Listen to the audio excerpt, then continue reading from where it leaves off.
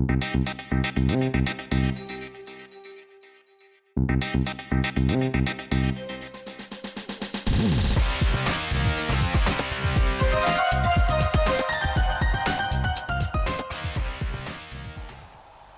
हम गाड़ी बनाते हैं जो कि 2 लाख रुपए में बिकती है तो उसकी मार्केटिंग अलग तरीके से होगी, क्योंकि उसका कस्टमर ग्रुप अलग है, जो टारगेट कस्टमर है वो अलग है।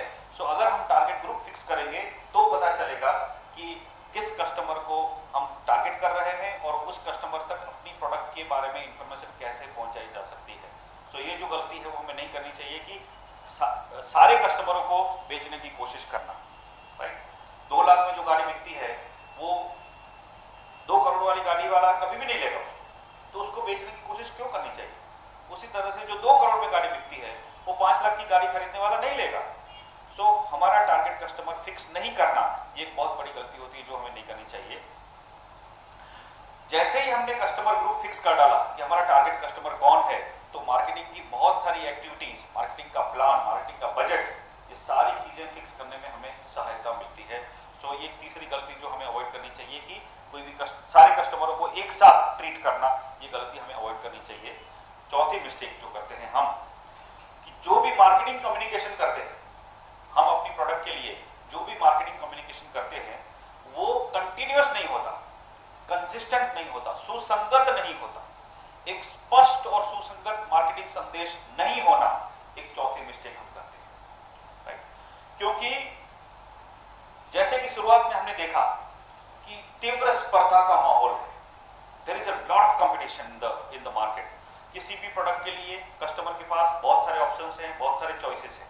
राइट, बहुत बड़ी खलबली है, बहुत बड़ा क्लटर है कस्टमर के दिमाग के अंदर। बहुत सारे कंपटीटर की प्रोडक्ट हमारे कस्टमर का ध्यान खींचने की कोशिश कर रही है। उसमें हमारे प्रोडक्ट के बारे में कस्टमर के मन में कोई उलझन पैदा ना हो, कोई कंफ्यूजन ना हो। राइट, और उसका ध्यान हमारी प्रोडक्ट में से हटे नहीं। उसके लिए हमारा जो कुछ भी कम्युनिकेशन होगा, मार्केटिंग का जो कम्युनिकेशन हम करते हैं, जो संदेश हम देते हैं अपनी एडवर्टाइजमेंट के जरिए, अपनी पैकेजिंग के जरिए, अपनी वेबसाइट के जरिए, अपने SMS में, अपने ईमेल में, जहां पे भी हम कस्टमर के साथ कांटेक्ट में आते हैं, या हमारी स्टाफ की बिहेवियर के द्वारा, जो हमारी आफ्टर सेल्स सर्विस के द्वारा, हमारी आफ्टर सेल्स की जो सर्विस होगी उसके द्वारा, उस हर एक कस्टमर टच पॉइंट जिसको कहते हैं, कस्टमर के संपर्क में हम जहां पे भी आते हैं, डायरेक्टली या इनडायरेक्टली, उस हर एक मौके पे जहां पे कस्टमर हमारे संपर्क में आता है या हमारी प्रोडक्ट या हमारी सर्विस के संपर्क में आता है, उस हर एक जगह पे हमारा जो मैसेज है सेम ही होना चाहिए। अगर वो मैसेज अलग अलग होगा तो कस्टमर को याद रखने में मुश्किल होगा। और इसलिए कहा जाता है ना कि कोई भी एडवर्टाइजमेंट हम कहाँ पे भी देते हैं उसमें जो हमारी कलर कॉम्बिनेशन है वो सेम रहना चाहिए। क्यों कहते हैं ऐसा? कि अगर आप रेड और ब्लू यूज करते हो तो रेड और ब्लू ही लंबे समय तक यूज करते रहो।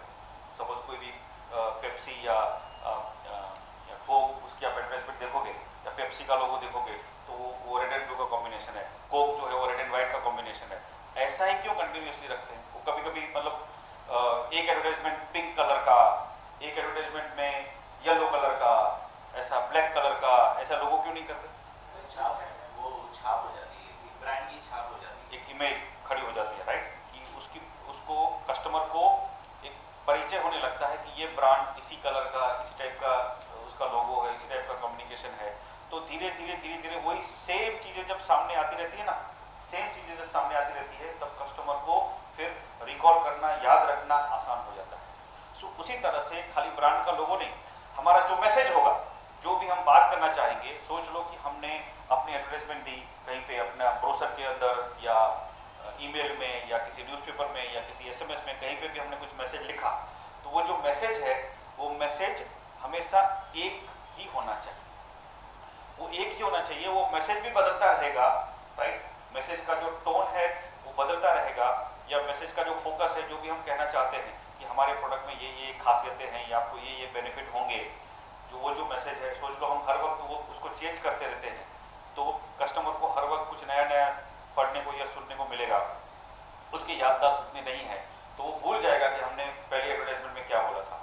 लेकिन अगर हमने 6 बार उसको सेम मैसेज भेजा ना तो उसको धीरे धीरे याद रहेगा, हाँ ये कहीं पे सुना हुआ है, राइट। मैं आपको एक स्लोगन बोलता हूँ जो आपको याद आ जाएगा, राइट। अगर सीखना बंद तो जीतना बंद। ये आपने कितनी बार सुना है? कौन बनेगा करोड़पति का जो लेटेस्ट अभी का जो सीरीज था, उसका ये स्लोगन था, जीतना बंद तो, अरे सॉरी, सीखना बंद तो जीतना बंद। ये मैसेज हमको उस कंपनी ने कितने अलग अलग तरीकों से दिया। टीवी पे दिया, रेडियो पे दिया, होर्डिंग पे, न्यूज़पेपर पे, जहां पे भी देखोगे, मोबाइल पे, जहां जहां देखोगे ये कंटिन्यूसली यही मैसेज, यही मैसेज, यही मैसेज। और इसीलिए आज किसी को भी पूछोगे, राइट, मार्केटिंग का जो मैसेज है एक कंसिस्टेंट होना चाहिए। आज किसी को भी पूछोगे वो आपको बोल सकेगा सीखना बंद तो जीतना बंद। ये मार्केटिंग कम्युनिकेशन की कंसिस्टेंसी का प्रभाव है। एक ही मैसेज बार बार बार बार बार रिपीट होना चाहिए, राइट। तो ये हम नहीं करते, मैसेज चेंज करते रहते हैं, ये गलती हम करते हैं। पांचवी जो मिस्टेक हम करते हैं, जो गलती हम करते हैं, कि हम सोचते हैं कि हमारी प्रोडक्ट या सर्विस अपने आप बिकेगी, बिकेगी बस। ये सोचते हैं, एक शोरूम हम शुरू करते हैं या कोई चीज बनाने की फैक्ट्री हम बना डालते हैं, प्रोडक्शन चालू कर देते हैं, शोरूम चालू कर देते हैं, बहुत अच्छा फर्नीचर लगा देते हैं, बहुत अच्छा स्टाफ लगा देते हैं, और अलग अलग टेक्नोलॉजी के सॉल्यूशन, बिलिंग का, बारकोडिंग का, ये सब लगा देते हैं, और फिर वेट करते हैं कि अभी कस्टमर आएगा। कस्टमर को भेजेगा कौन? कस्टमर को भेजेगा कौन? भगवान भेजेंगे कस्टमर को, राइट। हमने इतनी अच्छी शोरूम की है, लोगों को पता भी तो चलना चाहिए ना कि ये शोरूम शुरू हुआ है, इसके अंदर इस टाइप की चीजें मिलती हैं, इसका कलेक्शन ऐसा है, इसका एम्बियंस ऐसा है, इसमें इस टाइप का ट्रीटमेंट आपको मिलेगा, ऐसी सुविधाएं हैं। ये जब तक लोगों को पता नहीं चलता, लोग कैसे आएंगे? आएंगे कुछ आजू बाजू से पसार होते होंगे, शायद वो लोग आएंगे, लेकिन काफी और लोगों को पता चले, ये जरूरी है। इसलिए ये सोचना, ये ओवर कॉन्फिडेंस में रहना, एक अति विश्वास में रहना कि मेरी प्रोडक्ट बिकेगी। मेरा शोरूम शुरू हुआ, दरवाजे मतलब जैसे ही मैंने खोले तो बहुत सारे लोग उसमें लाइन लगा के आएंगे, ये सोचना जरा ओवर कॉन्फिडेंस है, वो हमको नहीं करना चाहिए, गलती हो जाएगी।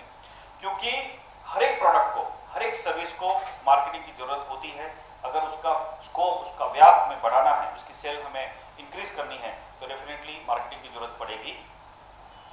और कंटिन्यूअसली कस्टमर के ऊपर उसको फोकस देके, उसको अच्छी सर्विस देके, उसके ऊपर अच्छी सर्विस देके, उसके ऊपर ध्यान रख के हमें मार्केटिंग कंटिन्यू रखनी बहुत जरूरी है। क्योंकि अगर हम ये भी करेंगे तो भी ये गलती होगी, आगे जाके हम देखेंगे कि ग्राहक को अच्छी सर्विस और उसको ध्यान देते रहना भी इतना ही जरूरी है, राइट। सो प्रोडक्ट अपने आप बिकेगी, ये मान्यता, ये मानना एक पांचवी मिस्टेक है जो हमें नहीं करनी चाहिए। नेक्स्ट, छठी मिस्टेक ये है कि हमारी प्रोडक्ट और जो भी सर्विस है उसका फायदा क्या है, बेनिफिट क्या है, वो हम ठीक तरह से नहीं बता पाते। अभी सोच लो, आपने एक एडवर्टाइजमेंट देखी होगी, मारुति सुजुकी की एडवर्टाइजमेंट आती है, उसको एक रिच पर्सन को एक सेल्समैन यॉट दिखाता है, वो जो बोट होती है ना, लग्जरी बोट, यॉट जिसको कहते हैं, हाँ, यॉट दिखाता है। तो उसमें अलग अलग क्या क्या है बोलते हैं, इसमें इतने थिएटर हैं, इतने लग्जरी सूट्स हैं, इसमें मिनी गोल्फ कोर्स है, इसमें ये है, स्विमिंग पूल है, ऐसी सब सारी चीजें बताता रहता है। और बोलता है it has a speed of 16 nautical miles, ऐसा कुछ। ये सब फीचर्स हैं। फाइनली कस्टमर उसको एक फाइनल सवाल पूछता है, कितना देती है?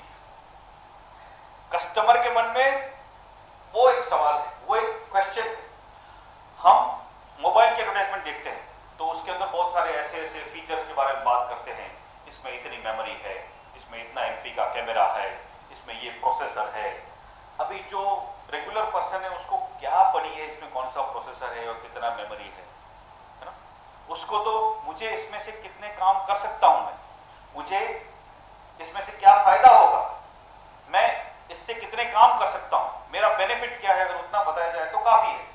तो बहुत बार हम हमारी प्रोडक्ट की खूबियां बताने में, उसकी फीचर्स बताने में इतने बिजी हो जाते हैं कि उसके बेनिफिट, उसके फायदे हम नहीं बताते। कस्टमर को फायदा चाहिए, कस्टमर को फीचर्स नहीं चाहिए, बेनिफिट चाहिए उसको, मुझे क्या मिलेगा, मुझे क्या फायदा होगा। तो केवल लक्षण या फीचर के ऊपर ध्यान केंद्रित करना पर्याप्त नहीं है, और हमें कुछ और भी बेनिफिट के ऊपर फोकस करना जरूरी है। क्योंकि जो टेक्निकल जार्गन है ना, शब्द जाल जिसको कहते हैं, उसमें कस्टमर कंफ्यूज हो जाता है। यार मेरे को समझ में नहीं आता है इतना सारा, ये अलग मोबाइल के बारे में इतनी सारी टेक्निकल चीजें बोल गया, अभी अपने को कुछ समझ में आता नहीं है, मुझे जो चाहिए वो चीजें होती है कि नहीं, इतना अगर बोल दे तो हो गया मेरा काम, राइट।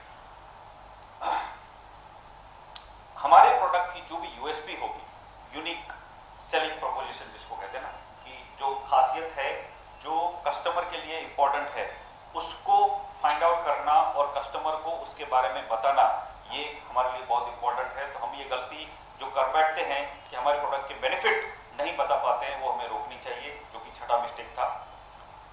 सातवां मिस्टेक जो हम कभी कभी करते हैं, हमारे जो एग्जिस्टिंग कस्टमर होते हैं, हमारे जो वर्तमान कस्टमर हैं, उनको हम भूल जाते हैं। उन्हें उनकी हम उपेक्षा करते हैं, निग्लेक्ट करते हैं, इग्नोर करते हैं हम उनको। क्यों? क्योंकि वो तो कस्टमर ऑलरेडी है ही, तो उसके बारे में क्या सोचना, राइट। इसलिए जनरली कंपनी का फोकस क्या होता है? मात्र नए कस्टमर कैसे पाना। सिर्फ नए कस्टमर पाने पर जो फोकस होता है वो पर्याप्त नहीं है, अपर्याप्त है। हमें नए कस्टमरों के ऊपर ध्यान देने के साथ साथ जो हमारे पुराने कस्टमर्स हैं उनके ऊपर भी फोकस रखना बहुत जरूरी है, क्योंकि ऐसा देखा गया है कि पुराने कस्टमर खराब सर्विस के कारण हमसे काम करना बंद कर देते हैं, छोड़ के चले जाते हैं। दूसरी एक बात जो हमें याद रखनी चाहिए कि 100 में से, सोच लो कि 100 कस्टमर हमसे बिजनेस करना बंद कर देते हैं, 100 में से 10 ही कस्टमर हमको आके बताते हैं कि वो हमारी सर्विस से या हमारे प्रोडक्ट से खुश नहीं है। 100 में से 10 ही लोग आके बताएंगे, 90 लोग बिना बताए ही चले जाते हैं, बताते ही नहीं है, फीडबैक ही नहीं देते, शांति से हमारे कंपटीटर के पास से माल लेना शुरू कर देते हैं, बंद कर देते हैं बिजनेस हमारे साथ करना। सो अगर एक कंप्लेंट हमारे पास आई किसी कस्टमर के पास से, हमें ये समझ लेना चाहिए कि और 9 कस्टमर हैं जिन्होंने ये कंप्लेंट नहीं की है, तो एक कंप्लेंट की गूंज हमें 10 गुनी सुनाई देनी चाहिए, क्योंकि ये एग्जिस्टिंग कस्टमर को कुछ तकलीफ हो रही है, ऐसा जैसे ही पता चला उसके ऊपर कुछ एक्शन लेना बहुत जरूरी होगा। क्योंकि अगर एक कंप्लेंट को इग्नोर करेंगे, एक्चुअली हम 10 कस्टमर को इग्नोर कर रहे हैं। सो पुराने कस्टमर को इग्नोर करने में एक और जो गलती हम करते हैं कि कस्टमर को ऐसा लगता है कि ये मुझे टेकन फॉर ग्रांटेड करते हैं, मतलब अभी पुराना कस्टमर जाएगा किधर, ऐसी सोच के साथ कंपनी अगर चलती है तो कस्टमर को भी तो बुरा लगता है कि भाई मैं इतना बिजनेस देता हूँ, रेगुलरली इनके साथ काम करता हूँ, मेरा ही ध्यान नहीं रखते और नए नए कस्टमर के पीछे पड़े रहते हैं ये लोग। सो ये गलती है। पुराने कस्टमर के साथ कम्युनिकेशन बंद कर देना, उनकी बातें सुनना ही नहीं, ये गलती हम करते हैं जो हमें नहीं करनी चाहिए, क्योंकि जो भी एग्जिस्टिंग कस्टमर है वो सिर्फ अभी का ही नहीं, भविष्य का भी कस्टमर होगा। एक कस्टमर सोच लो कि 5 सालों से हमारे साथ काम कर रहा है, उसने 5 सालों में हमको जो प्रॉफिट दिया होगा, आने वाले 10, 15, 20 सालों तक भी वो हमारा कस्टमर रह सकता है। तो अगर हम किसी कस्टमर के बारे में सोचते हैं, उसकी कीमत क्या है, उसकी वैल्यू क्या है हमारे लिए, हमारे बिजनेस के लिए उसकी वैल्यू क्या है, अगर वो हम समझना चाहते हैं तो हमें कस्टमर का एक लाइफ टाइम वैल्यू कैलकुलेट कर लेना चाहिए। मान लो कि कोई एक कस्टमर हमसे साल में 1 लाख रुपए का माल लेता है, तो उसमें से हमें 10% मार्जिन, उसमें से हमें 10% प्रॉफिट मिलता है। सो एक साल में उस कस्टमर के थ्रू हमें कंपनी को 10,000 रुपए का फायदा होता है। और उस कस्टमर को कुछ कंप्लेंट, उस कस्टमर को कुछ प्रॉब्लम हुआ, उसने हमें कुछ कंप्लेंट की कि सर आपकी प्रोडक्ट में ये प्रॉब्लम है, मुझे ये बदली करके दीजिए या मुझे ये रिपेयर करके दीजिए, राइट, ऐसा कुछ उसने रिक्वेस्ट किया हमें। उसकी रिक्वेस्ट हम सुनते नहीं हैं, क्योंकि अगर हम बदली करके देंगे तो हमको 2,000 रुपए का नुकसान होगा, 2,000 रुपए का नुकसान होगा। उसके लिए हम उसको भगा डालते हैं कि नहीं ऐसा नहीं हो सकता, हम बदली करके नहीं देंगे। ओके, तो कस्टमर खफा होकर चला जाता है सोच लो, और वो हमसे काम करना बंद कर देता है, राइट, और दूसरे कंपटीटर के पास चला जाता है। जैसे ही वो गया, 10,000 रुपए का साल का जो मुनाफा हमको मिलता था बंद हो गया। ये 1 साल का तो बंद हो गया, लेकिन आने वाले 10-15 साल, सोच लो 10 साल तक वो हमारा कस्टमर रहता था, तो 10 साल कम से कम 10,000 रुपए का तो प्रॉफिट हमको मिलने वाला ही था उसके पास से। 1 लाख रुपया, एक्चुअली उससे भी ज्यादा, क्योंकि जैसे जैसे समय बढ़ेगा, टर्नओवर बढ़ा, कीमतें बढ़ेगी, प्राइसेस बढ़ेगी, टर्नओवर बढ़ेगा, तो तो नेचुरली 10,000 से ज्यादा ही प्रॉफिट हमको वो देगा। लेकिन 10,000 भी गिने तो भी आने वाले 10 सालों का 1 लाख रुपए का प्रॉफिट हमने गंवा दिया। क्या बचाने के लिए? क्या बचाया हमने? 2,000 रुपया। तो ये पुराने कस्टमर को कभी कभी हम निग्लेक्ट करते हैं, उसकी बहुत बड़ी कीमत कंपनी को चुकानी पड़ती है। ये जागृति हमें रखनी बहुत जरूरी है। उसकी लाइफ टाइम वैल्यू गिनती करो। 8वां जो मिस्टेक है, ये सोचना कि एडवर्टाइजमेंट ही मार्केटिंग है, विज्ञापन ही मार्केटिंग है और कुछ नहीं। एक्चुअली ये एक बहुत बड़ी गलतफहमी है। जैसे ही लोगों को समझ आती है कि हमको मार्केटिंग करनी है, क्या सोचते हैं कि हमें एडवर्टाइजमेंट शुरू करनी है। एडवर्टाइजमेंट, खाली एडवर्टाइजमेंट मार्केटिंग नहीं है। एडवर्टाइजमेंट या विज्ञापन मार्केटिंग का एक हिस्सा है, अहम हिस्सा है, लेकिन हिस्सा है। मार्केटिंग के अंदर और भी बहुत सारी चीजें हैं जिसके ऊपर ध्यान रखना बहुत जरूरी है। क्योंकि अगर हम विज्ञापन देना शुरू करते हैं, एडवर्टाइजमेंट देना शुरू करते हैं, बहुत ही महंगा होता है एडवर्टाइजमें कभी कभी। अगर हम बिना प्लानिंग के, बिना बजट के, बिना सोचे समझे एडवर्टाइजमेंट शुरू कर देंगे और उसमें पैसा अगर हम बर्बाद कर देंगे तो आगे जाके थक जाएंगे, राइट? उसमें हमको रिटर्न नहीं मिलेगा। सो बहुत ही सोच समझ के, ध्यान पूर्वक, मूल्यांकन के साथ एडवर्टाइजमेंट का प्लान होना चाहिए और पूरे मार्केटिंग का पूरा प्लान जो हमने डिसाइड किया होगा उसके अनुसार ही एडवर्टाइजमेंट का प्लान होना चाहिए। क्योंकि एडवर्टाइजमेंट हम करेंगे, उसके पीछे पैसा डालेंगे, एडवर्टाइजमेंट के अंदर हम पैसा डालेंगे, उसमें से कितना रिटर्न मिलेगा 100% उसका एस्टिमेशन पॉसिबल नहीं है, पूर्वानुमान पॉसिबल ही नहीं है। सो हमें सोच समझ के मार्केटिंग के बारे में प्लान बना के, बजट बना के फिर एडवर्टाइजमेंट शुरू करनी होगी।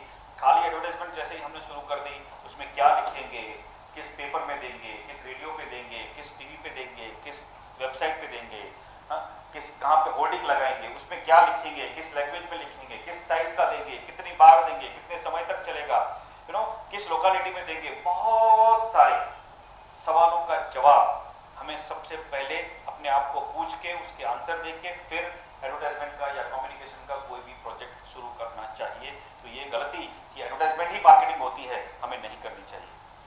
9वीं जो मिस्टेक है, 9th मिस्टेक, ब्रांडिंग के बारे में गलतफहमी हम करते हैं। ब्रांडिंग, अभी ब्रांडिंग मतलब क्या? What is branding? ब्रांडिंग मतलब क्या? Image, right? जनरली ब्रांड मतलब हम मानते हैं लोगो, पैकेजिंग, साइन बोर्ड्स, राइट? वहां पे जो दिखता है वही ब्रांड। मतलब जो विजुअल एलिमेंट्स है ना, जो दृश्य तत्व है, सिर्फ इसके ऊपर ही हम ध्यान देते हैं ब्रांडिंग के बारे में। एक्चुअली ब्रांड खाली इमेजेस नहीं है। ये जो पिक्चर्स या जो डिजाइन्स हैं या कलर्स हैं या लोगोस हैं, सिर्फ उतना ही नहीं है, वो है लेकिन सिर्फ उतना ही नहीं है। ब्रांड जो है बनती कहां पे है या बिगड़ती कहां पे है? कहां पे बनती है कोई भी ब्रांड? कोई भी ब्रांड कस्टमर के दिमाग में बनती है या वहीं पे बिगड़ती है। हमारे लोगो चाहे कितने भी खूबसूरत हों, हमारी एडवर्टाइजमेंट चाहे कितनी भी ब्यूटीफुल हो, हमारी ब्रांड को बचा नहीं पाएंगी अगर कस्टमर के मन में हमारे ब्रांड के लिए कुछ नेगेटिव एक्सपीरियंस हो गया।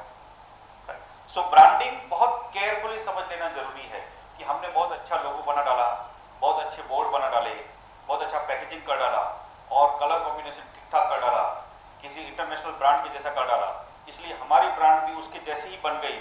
ये गलतफहमी बहुत बड़ी मिस्टेक हो जाएगी और बहुत कॉस्टली साबित हो सकती है आगे जाके।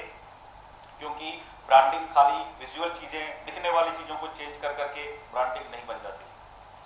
बहुत सोच समझ के कस्टमर के मन में क्या चलेगा हमारी ब्रांड के बारे में, वो जब तक हम क्लियर नहीं करेंगे हमारी ब्रांड प्रॉपर्ली कम्युनिकेट नहीं कर पाएगी। ये एक पूरा होलिस्टिक एक्सपीरियंस होता है, एक होलिस्टिक एक्सरसाइज होती है। ये पूरी एक होलिस्टिक एक्सरसाइज होती है कि प्रोडक्ट को और उसको बेचने की जो प्रोसेस है, कस्टमर उसको खरीदता है, यूज करता है, वो पूरा जो एक्सपीरियंस है उसको टोटलिटी में देखना बहुत जरूरी है। क्योंकि हर एक एक्सपीरियंस, कस्टमर का हर एक एक्सपीरियंस हमारे ब्रांड को या तो बनाता है या तो बिगाड़ता है, राइट? सो मार्केटिंग में सिर्फ मार्केट शेयर शायद हमको प्रॉफिट के बारे में हेल्प करेगा, लेकिन अगर हम ब्रांड डेवलप कर रहे हैं तो सिर्फ मार्केट शेयर नहीं, माइंड शेयर के बारे में बात ध्यान रखनी जरूरी है। कस्टमर के माइंड में सबसे पहले अपनी ब्रांड का नाम आता है क्या? जैसे ही कस्टमर कोई चीज खरीदने को जाता है, सोच लो कि आपको मोबाइल खरीदना है, सबसे पहले आपके मन में कौन सी ब्रांड आती है? आईफोन। आपने क्या कहा? सैमसंग। सैमसंग। आपने क्या कहा? आपने क्या कहा? लूमिया, मतलब नोकिया। ठीक है, अभी यहाँ पे जो कस्टमर बैठे हैं उनमें भी सोचो, हमने बोला मोबाइल, लेकिन एक कस्टमर उसके मन में, देखो ब्रांड तो है ना, इसके मन में भी, उसको भी पता है कि आईफोन भी एक ब्रांड है, नोकिया लूमिया भी एक ब्रांड है, सैमसंग भी एक ब्रांड है, राइट? लेकिन उसके मन में एक ब्रांड सवार हो चुकी है, आईफोन। इनके मन में एक और ब्रांड स्थापित हो चुकी है, सैमसंग। इनके मन में नोकिया लूमिया, राइट? सो बाकी के ब्रांड्स ने उनको कम्युनिकेशन किया है, लेकिन नोकिया लूमिया ने कुछ ज्यादा कम्युनिकेशन किया है, राइट? तो वहां पे नोकिया सक्सेसफुल हो गया, यहाँ पे आईफोन सफल हो गया और यहाँ पे सैमसंग सक्सेसफुल हो गया, राइट? सो ये ब्रांडिंग कहां पे हो रही है? अभी इसमें हम ऐसा नहीं कह सकते कि आईफोन इज बेस्ट और सैमसंग इज बेस्ट और नोकिया इज बेस्ट। हर एक के लिए अपनी अपनी ब्रांड ही बेस्ट है, लेकिन जो आदमी आईफोन चूज करता है उसके मन में आईफोन के अलावा बाकी की सारी ब्रांडें फीकी लगती है, उसको एक लगता है यही परफेक्ट है मेरे लिए, राइट? सो वो ब्रांड उसके माइंड के साथ जुड़ जाती है, और ये कॉम्बिनेशन, ये जो कम्युनिकेशन है, यही हमको समझना है कि brand is not only logo, no, it is much more, much deeper, बहुत डीप एक्सरसाइज है। और वो कम्युनिकेशन किस तरह से होगा, वो मार्केटिंग का एक बहुत अहम हिस्सा होता है, ब्रांडिंग। 10वीं जो मिस्टेक हम करते हैं, वी आर इन हरी। हम हमेशा मार्केटिंग के रिजल्ट जल्दबाजी से पाना चाहते हैं। जैसे ही हमने एडवर्टाइजमेंट शुरू की, मार्केटिंग हो जाना चाहिए, मतलब जैसे ही हमने विज्ञापन देना शुरू किया, एडवर्टाइजमेंट आना शुरू हुआ, सेल बढ़ जाना चाहिए, राइट? ऐसा हो सकता है क्या? किसी भी प्रोडक्ट की बिक्री या सेल्स बहुत जल्द बढ़ सकती है क्या? बहुत जल्द बहुत कुछ पाने की जो आशा है वो एक गलत आशा है, क्योंकि बायर और सेलर का, जो कस्टमर का, जो एक कंपनी है, एक प्रोडक्ट और कस्टमर, उसका जो रिश्ता है ना, वो रिश्ता डेवलप होने में टाइम लगता है। बार बार अगर कस्टमर हमारे पास से कोई चीज खरीदे, वो रिश्ता अगर हम डेवलप करना चाहते हैं तो उस रिश्ते को थोड़ा टाइम तो लगता ही है।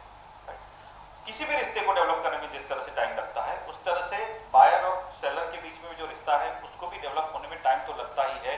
किसी भी रिश्ते में इंस्टेंट सक्सेस, शीघ्र सफलता संभव नहीं होती है। अभी सोच लो, हमें मोबाइल सेट के 8-10 हैंडसेट के ब्रांड के नाम मालूम है। सोच लो, हमें मोबाइल के कितने 8-10 हैंडसेट के नाम मालूम है, से वहाँ पे आईफोन है, सैमसंग है, नोकिया है, ब्लैकबेरी है या सोनी है, ऐसे 6-7 पॉपुलर ब्रांड हमको मालूम है। लेकिन इसके अलावा कोई नई ब्रांड आती है, जैसे ही वो नई ब्रांड की एडवर्टाइजमेंट न्यूज़पेपर में आई, टीवी पे आई, रेडियो पे आई, बैनर पे हमने देखा, क्या हम जाके उसको तुरंत खरीदते हैं आंखें बंद करके? नहीं ना। हमने एक बार एक टीवी पे एडवर्टाइजमेंट देख ली XYZ मोबाइल फोन की, तो क्या हम जाके उसको सीधा खरीदने का निर्णय लेंगे? नहीं लेंगे, क्योंकि हमको कुछ और समझना है उसके बारे में। हम कंपैरिजन करेंगे अपनी अभी तक की जो ब्रांड है उसके बारे में, राइट? तो जो प्रोडक्ट पुरानी, मतलब प्रोडक्ट की जो कैटेगरी है, सपोज मोबाइल फोन बहुत पुरानी कैटेगरी है, मतलब 8-10 सालों से यूज हो रही है, लोगों को पता है अलग अलग मोबाइल फोन्स के बारे में, तो उस कैटेगरी में अगर हम कुछ नया लेके आ रहे हैं तो हमारे प्रोडक्ट के साथ, हमारी ब्रांड के साथ रिश्ता डेवलप होने में समय तो लगेगा। इंस्टेंटली किसी भी कस्टमर को जो एग्जिस्टिंग किसी ब्रांड के साथ परिचित है, उसको यूज करता है, उसको नई प्रोडक्ट बेचना आसान नहीं होगा, थोड़ा टाइम तो लगेगा। सो हमें ये ध्यान रखना चाहिए कि being in Hari is not right. हम जो कुछ भी कम्युनिकेशन करते हैं, जो भी मार्केटिंग का एक्सरसाइज करते हैं, वो कंटिन्यूस और कंसिस्टेंट होना चाहिए, सुसंगत होना चाहिए, और बार बार अगर उसी टारगेट कस्टमर को उसी टाइप का कम्युनिकेशन होगा, उसी टाइप का मैसेज जाता रहेगा, उसी टाइप का संदेश उसको मिलता रहेगा अपने प्रोडक्ट के बारे में, तो धीरे धीरे उसके मन में अपने लिए कुछ ना कुछ डेवलपमेंट होगा, वो खरीदने की सोच करेगा और शायद खरीदेगा भी, राइट। हमने जो कुछ भी प्लान बनाया है मार्केटिंग के बारे में, जो कुछ भी बजट सेट किया है, उसके हिसाब से चलते रहना चाहिए। और अगर जरूरत पड़ी तो मार्केटिंग के जो प्रोफेशनल्स होते हैं, जो ब्रांडिंग में हमें हेल्प कर सकते हैं, उनकी हेल्प लेनी चाहिए कि इसमें कितना समय लगेगा, कितना पैसा लगेगा, कितना पैसा डालना चाहिए, राइट। ताकि हम किसी एक जगह पे गलत तरीके से एडवर्टाइजमेंट या मार्केटिंग करने में अपने पैसे बर्बाद ना कर दें। सो ये जो 10वीं मिस्टेक है कि बहुत जल्दबाजी करना, कि मार्केटिंग जैसे ही हमने एडवर्टाइजमेंट शुरू की ऐसी जल्दबाजी रखना कि जैसे ही मैंने एडवर्टाइजमेंट का कैंपेन शुरू किया तो मेरी सेल्स बढ़ जानी चाहिए, ये गलतफहमी या ये मिस्टेक हमें नहीं रखनी चाहिए। तो ये थी 10 मिस्टेक्स जो मार्केटिंग के बारे में हम करते हैं, जो हमें नहीं करनी चाहिए।